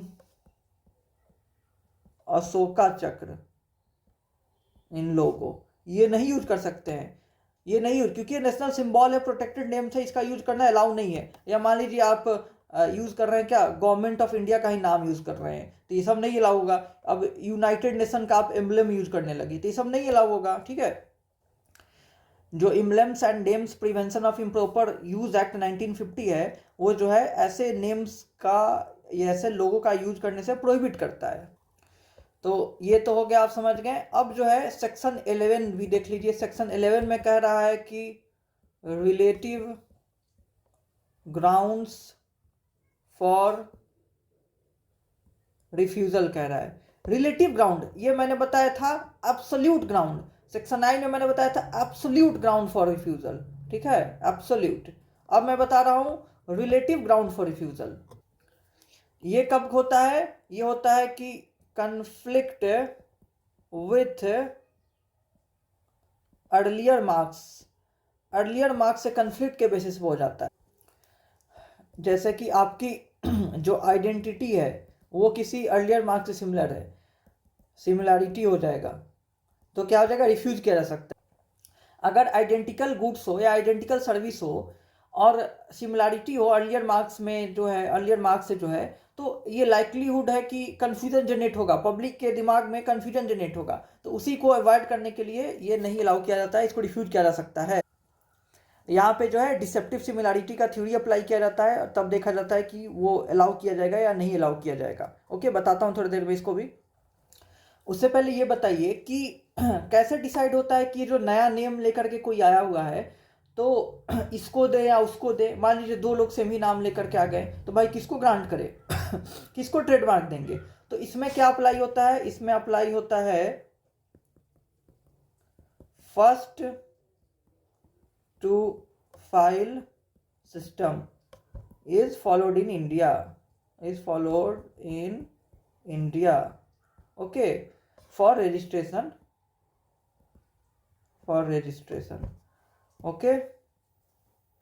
यानी कि रजिस्ट्रेशन किस पे बेस्ड होता है, रजिस्ट्रेशन बेस्ड होता है कि हु फाइल्स फर्स्ट, किसने पहले फाइल किया है, किसने पहले एप्लीकेशन दिया है उसको दे देंगे, किसने पहले फाइल किया है, फर्स्ट टू फाइल सिस्टम, जिसने पहले फाइल किया उसको दे देंगे, ठीक है। तो चलिए आप अब थोड़ा सा समझ जाइए। डिसेप्टिव सिमिलैरिटी ब्रीफ में बता रहा हूँ क्योंकि डिटेल में जानने की आपको ज़रूरत नहीं है। अभी आपको रिटन एग्जाम तो देना नहीं है कि डिटेल में जानना है, आप समझ जाइए ब्रीफ में डिसेप्टिव सिमिलैरिटी क्या होता है। बड़ा इंपॉर्टेंट प्रिंसिपल है, ये तब अप्लाई होता है, ये डिसेप्टिव सिमिलैरिटी का जो प्रिंसिपल है वो तब अप्लाई होता है जब कोई ऐसा मार्क होता है जो कि किसी दूसरे रजिस्टर्ड मार्क से क्लोजली रिजेंबल कर रहा होता है, मतलब बहुत ही नज़दीक होता है, बहुत ही करीबी से उससे रिजेंबल कर रहा होता है, उससे मैच कर रहा होता है, इतना करीब कि वो हो सकता है पब्लिक माइंड में कंफ्यूजन क्रिएट कर दे या डिसेप्शन क्रिएट कर दे। ठीक है, तो यहाँ लिखता हूँ मैं, देखिए व्हेन, अच्छा लिखिए a mark that so closely resembles another registered mark that it is likely to deceive or cause confusion among the public. तो पहले आप समझे ना डिसेप्टिव सिमिलैरिटी क्या होता है। नाम ही है डिसेप्टिव सिमिलैरिटी, मतलब सिमिलैरिटी तो है, मैचिंग तो हो रहा है, लेकिन कैसा नेचर का है, वो डिसेप्टिव नेचर का है, वो धोखेबाजी वाला नेचर का है, उससे कंफ्यूजन होने वाला है। तो जब कोई ट्रेडमार्क वैसा दिख रहा होता है या ऐसा साउंड कर रहा होता है वो किसी एग्जिस्टिंग, मतलब जो पहले से रजिस्टर्ड ट्रेडमार्क है उसको लेकर के इंसान कंफ्यूज हो जाए, उन दोनों के बीच में इंसान कंफ्यूज हो जाए, तो इसे कहेंगे डिसेप्टिव सिमिलैरिटी है। मतलब दो ट्रेडमार्क के बीच में सिमिलैरिटी तो हो गया, वो डिसेप्टिव नेचर का है। ठीक है, कंज्यूमर्स हो सकता है सोचे कि ये दोनों सेमी कंपनी का लग रहा है, कंज्यूमर्स हो सकता है लगे कि ये तो सेमी कंपनी का है। तब क्या किया जाता है, ऐसे मार्क्स को अलाउ नहीं किया जाता है। अगर दो मार्क्स को देख करके एक जनरल कंज्यूमर जो है उसको दिमाग में ये आएगा, कोई एवरेज कंज्यूमर के दिमाग में अगर ये आएगा कि ये दोनों सेम ही कंपनी का लग रहा है, तो ऐसे मार्क को अलाउ नहीं किया जाएगा। जो पहले से रजिस्टर्ड है तो रजिस्टर्ड है ही, जो नया पर्सन क्लेम करना आया है रजिस्ट्रेशन उसको नहीं अलाउ किया जाएगा। तो भैया इसको चेक कैसे किया जाता है, देखिए इसको चेक कैसे किया जाता है। ये देखिए यहाँ लिख रहा हूँ कि how court checks it. Court जो है इसको कैसे देखती है, तो कोर्ट क्या करती है, कोर्ट चेक्स सिमिलैरिटी, लिखिए इसको, from view of an average, average word को अंडरलाइन कीजिए, consumer with imperfect, imperfect word को अंडरलाइन कीजिए, मेमोरी।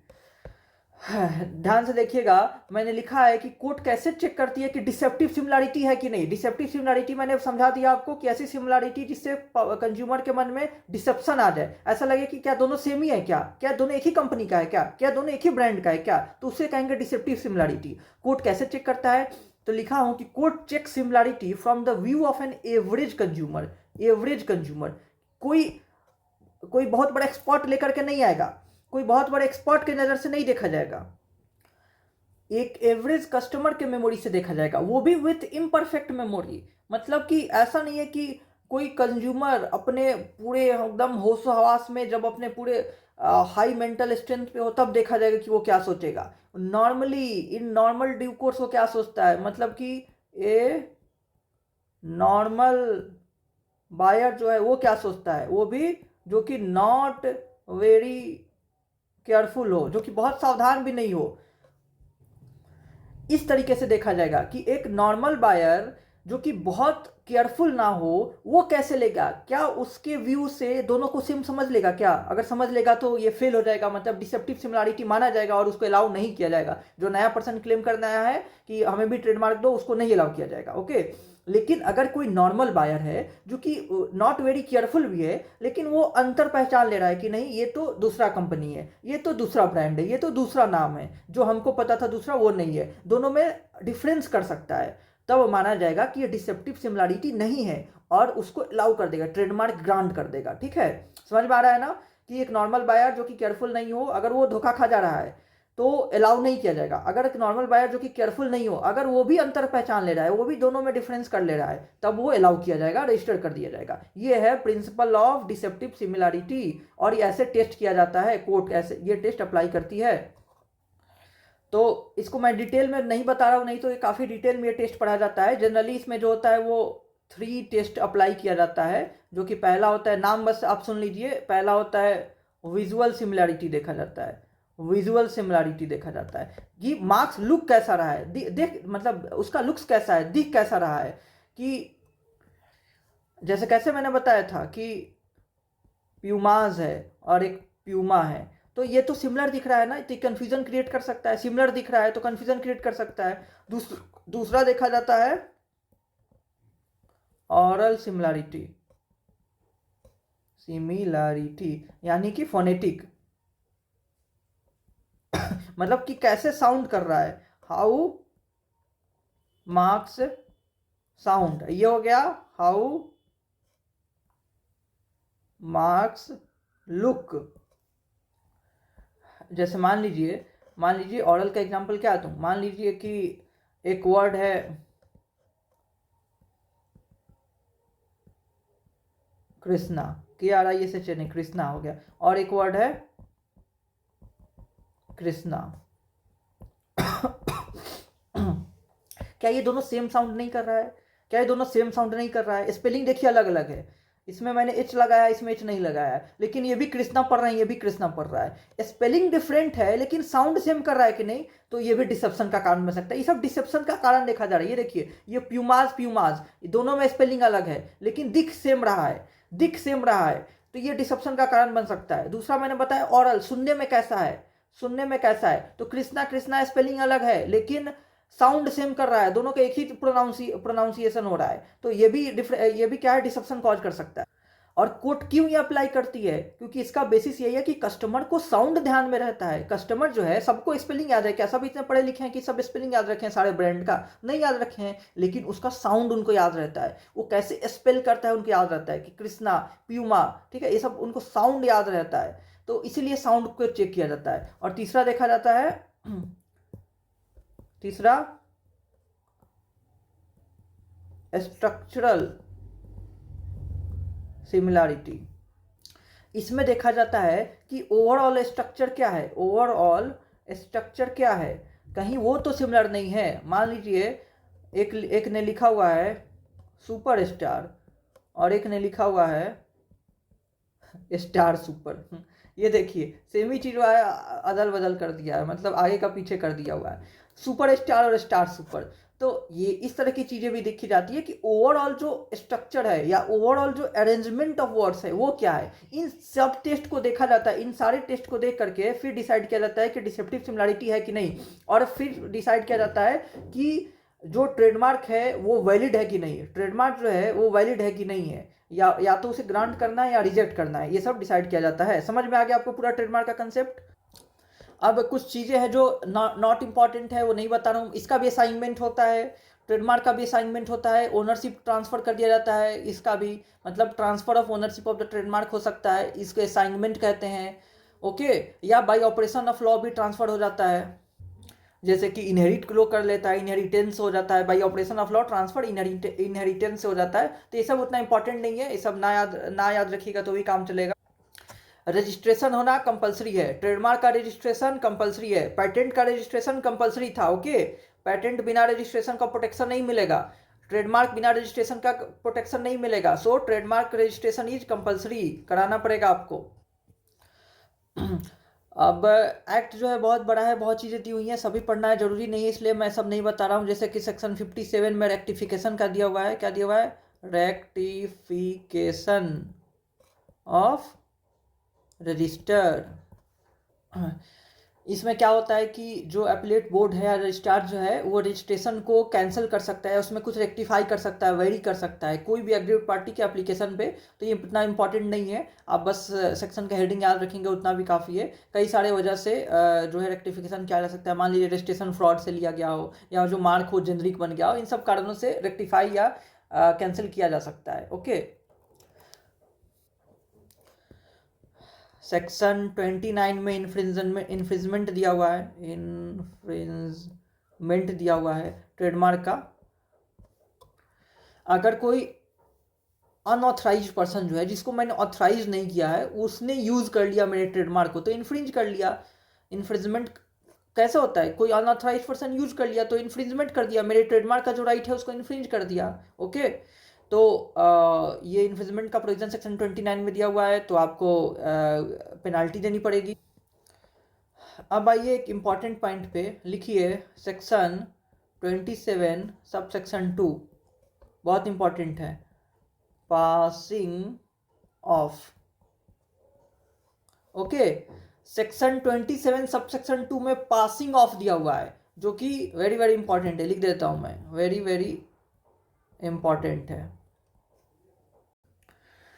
तो होता ये है, जो पासिंग ऑफ है, ट्रेडमार्क एक्ट 1999 के अंडर में सेक्शन 27 सब सेक्शन 2 के अकॉर्डिंग ये कहता है कि अगर कोई ट्रेडमार्क भले ही रजिस्टर्ड ना हो, भले ही कोई ट्रेडमार्क रजिस्टर्ड ना हो, लेकिन इसका जो ऑनर है वो पासिंग ऑफ का केस फाइल कर सकता है, वो पासिंग ऑफ का केस फाइल कर सकता है। तो ये क्या होता है? ये हमारे अनरजिस्टर्ड ट्रेडमार्क को प्रोटेक्ट करता है। पासिंग ऑफ जो है, यहाँ लिख देता हूँ कि it protects unregistered trademarks. Okay, it is based on common law rights। इसके लिए क्या है, रजिस्ट्रेशन जरूरी है कि नहीं? पासिंग ऑफ के लिए रजिस्ट्रेशन जरूरी है कि नहीं? Is not necessary. Trademark protection के लिए रजिस्ट्रेशन कंपलसरी होता है। मैंने थोड़ी देर पहले ही बताया आपको कि ट्रेडमार्क का प्रोटेक्शन तभी मिलता है जब रजिस्ट्रेशन जरूरी हो। लेकिन ये जो पासिंग ऑफ है सेक्शन 27 सब सेक्शन 2 में इसके लिए रजिस्ट्रेशन कंपलसरी नहीं है, ये अनरजिस्टर्ड ट्रेडमार्क के प्रोटेक्शन की बात करता है। होता यह है कि कई बार जो है कोई लोग प्रिटेंड कर रहा होता है, किसी और के गुड को अपने गुड के रूप में या किसी और के सर्विस को अपने सर्विस के रूप में प्रिटेंड कर लेता है, यानी कि किसी और के ब्रांड के आइडेंटिटी को कोई कॉपी करना चाहता है या कोई चीट करना चाहता है। उसी से ये प्रोटेक्शन का बात करता है कि कोई जो है, इट लिखता हूं, prevent someone from copying brand identity to cheat customers। कोई पर्सन अगर किसी के गुड्स को अपने गुड्स की तरह प्रिटेंड करके किसी के ब्रांड आइडेंटिटी को कॉपी करके अगर कस्टमर को चीट करना चाहता है, तो उसी से ये प्रोटेक्शन की बात करता है, भले ही ट्रेडमार्क जो है अनरजिस्टर्ड हो। क्या है ट्रेडमार्क? क्या है? अनरजिस्टर्ड है, अनरजिस्टर्ड है। समझ में आया पासिंग ऑफ कब काम आता है? ठीक है, ये कॉमन लॉ राइट्स है, इसके लिए जो है रजिस्ट्रेशन कंपलसरी नहीं है।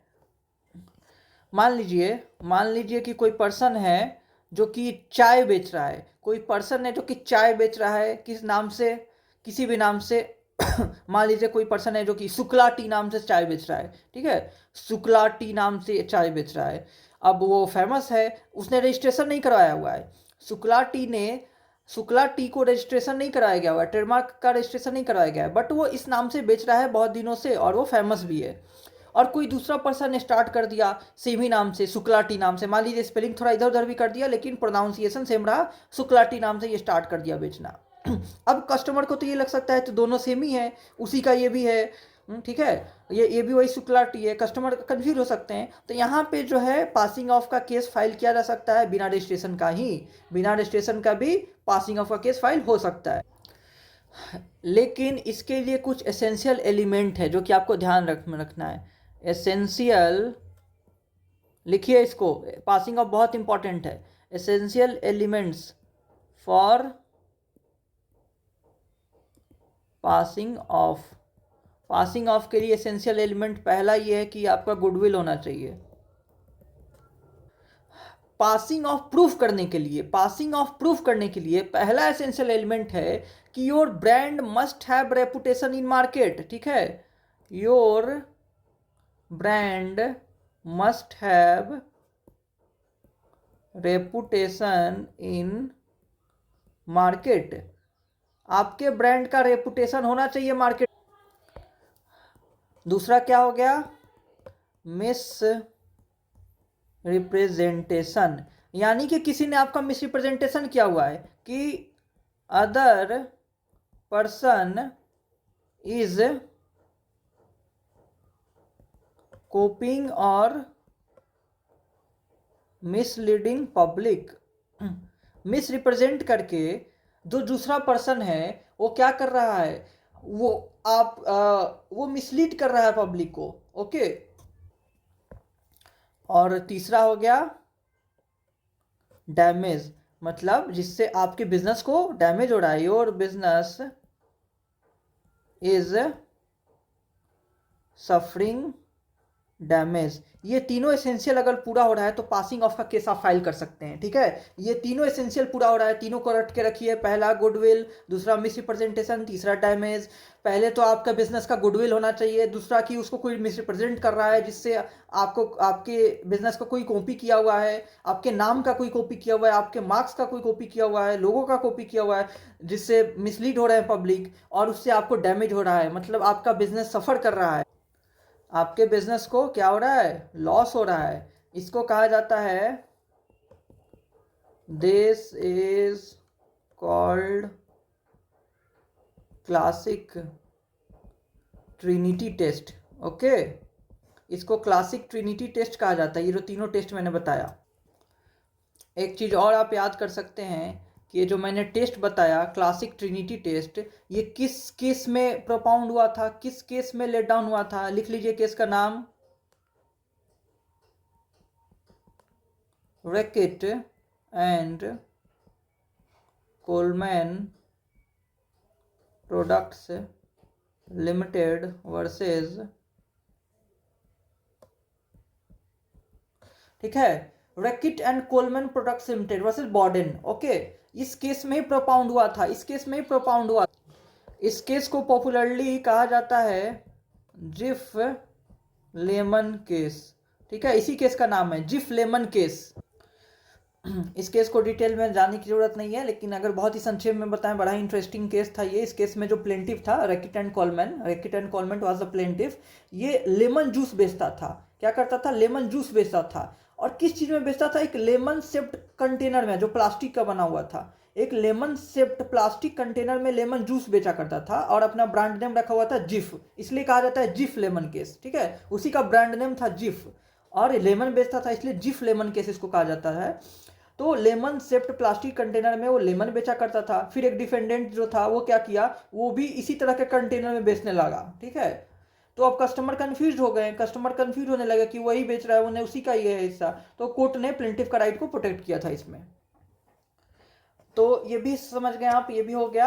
आप कंफ्यूज नहीं होंगे नॉर्मल इन्फ्रिजनमेंट में और पासिंग ऑफ में। मैंने बताया ना, पासिंग ऑफ का केस कब फाइल होगा, पासिंग ऑफ का केस तब फाइल होता है जब रजिस्ट्रेशन नहीं होता है ट्रेडमार्क का। लेकिन इन्फ्रिजनमेंट तब होता है जब ट्रेडमार्क कोई रजिस्टर किया हुआ। मान लो मैंने ट्रेडमार्क ले रखा है और मेरे राइट्स को कोई इन्फ्रिंज कर रहा है, तो वो इन्फ्रिजनमेंट हुआ, यानी कि वो एक रजिस्टर्ड ट्रेडमार्क का इन्फ्रिजमेंट होता है और पासिंग ऑफ नॉन रजिस्टर्ड का होता है। तो इन दोनों में डिफरेंस क्लियर रखिएगा। अगर एमसीक्यू क्वेश्चन बन जाए इन्फ्रिंजमेंट पे और पासिंग ऑफ पे तो गलत मत कीजिएगा। अगर पूछे आप जवाब दीजिए, मैं लिख करके नहीं ऐसे ही बोल रहा हूँ, आप जवाब दीजिए कि कौन स्टेटूटरी है। स्टेटूटरी कौन है, इन्फ्रिंजमेंट है या पासिंग ऑफ है, और कौन कॉमन लॉ से आया हुआ है।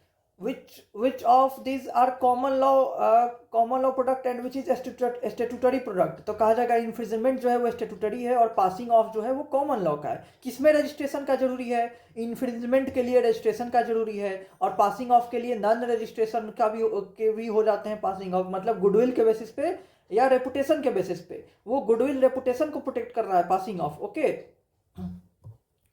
तो यही मेन डिफरेंस याद रखिएगा कि एक स्टेटूटरी राइट है, इन्फ्रिंजमेंट स्टेटूटरी राइट है, और एक कॉमन लॉ राइट है कौन, पासिंग ऑफ। और एक रजिस्टर्ड का होता है, एक अनरजिस्टर्ड का होता है। अनरजिस्टर्ड का पासिंग ऑफ हो गया, रजिस्टर्ड का इन्फ्रिंजमेंट हो गया। ओके, एक में रजिस्ट्रेशन कंपलसरी, एक में नॉन कंपलसरी। एक बड़ा ही पॉपुलर कन्वेंशन है, इससे रिलेटेड आप लोग याद कर लेंगे, लिखिए, Paris convention for the protection of, convention का कंटेंट पढ़ने को नहीं बोल रहा हूँ, कन्वेंशन का बस नाम याद करने को बोल रहा हूँ। For the protection of industrial property, कब का? 1883 का।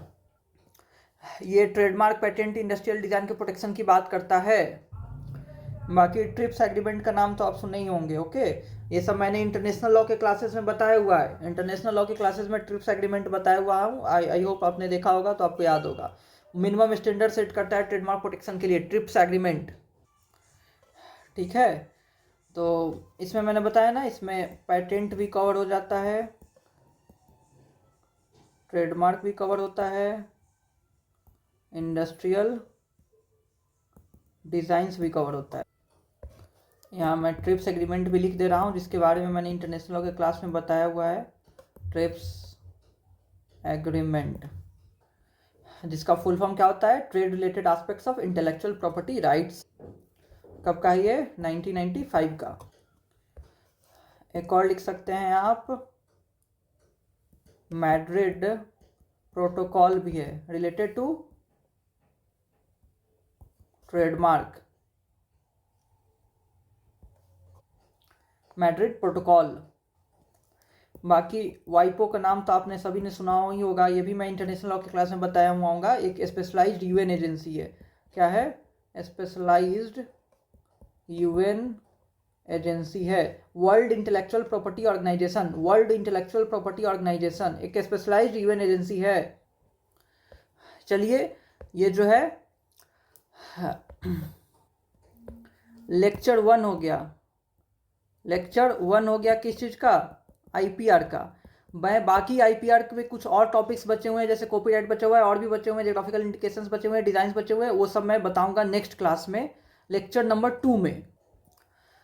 क्लास को ज़्यादा लंबा नहीं कर रहे हैं, 2 पार्ट्स में मैं बता दे रहा हूँ। ये पहला लेक्चर हो गया, फिर दूसरे पार्ट में मैं बाकी टॉपिक्स आईपीआर के बताऊंगा। आईपीआर में मैं जितना बता रहा हूँ उतना आप अच्छे से रट लीजिए, इतना ही पढ़िए, इससे ज़्यादा मत पढ़िए। और अगर आप सीवीटी को लेकर के ज़्यादा सीरियस हैं, आपको और अच्छे मार्क्स लाने हैं, तो आप हमारा पेड बैच ज्वाइन कर सकते हैं, पेड बैच ज्वाइन कर सकते हैं। अभी ऑफर चल रहा है, आपको मिलेगा ₹1000 में, 1000 में, जिसका एक्चुअल प्राइस है 1699 है, बट अभी 1000 में मिलेगा। इसमें आपको क्या मिलेगा? आपको सारे सब्जेक्ट पे नोट्स मिल जाएगा, नोट्स मिल जाएगा, जो कि हिंदी में होगा प्लस इंग्लिश में होगा, सारे सब्जेक्ट पे। फिर एमसीक्यूज मिलेगा सारे सब्जेक्ट पे, फॉर ऑल सब्जेक्ट्स का सेपरेट एमसीक्यू मिलेगा। और फिर आपको प्रैक्टिस करने के लिए 18 सेट्स ऑफ प्रैक्टिस सेट मिलेगा।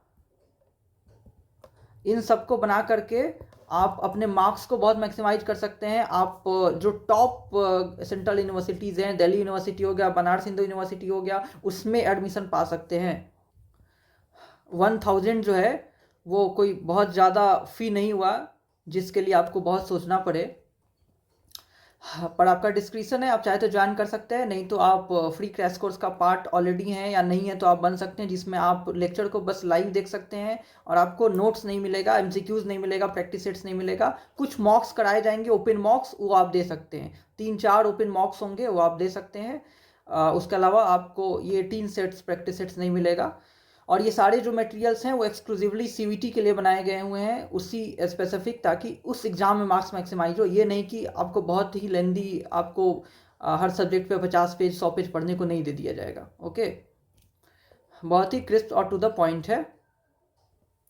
आप ज्वाइन करने के लिए, अगर ज्वाइन करना है तो आप मेरे नंबर पे कॉल या मैसेज कर सकते हैं। मेरा नंबर है 6207734309 और मेरा नाम हुआ राजीव रंजन सिंह। ठीक है, तो अगले क्लास में हम लोग आगे कंटिन्यू करेंगे। तब तक आप लोग अपना ध्यान रखिए, ख्याल रखिए, पढ़ते रहिए, जो भी डाउट्स हो पूछते रहिए। आप मैसेज करके डाउट्स पूछ सकते हैं, ज़रूरत पड़े तो कॉल करके डाउट पूछ सकते हैं। और तब तक के लिए टाटा, बाय बाय, नमस्ते।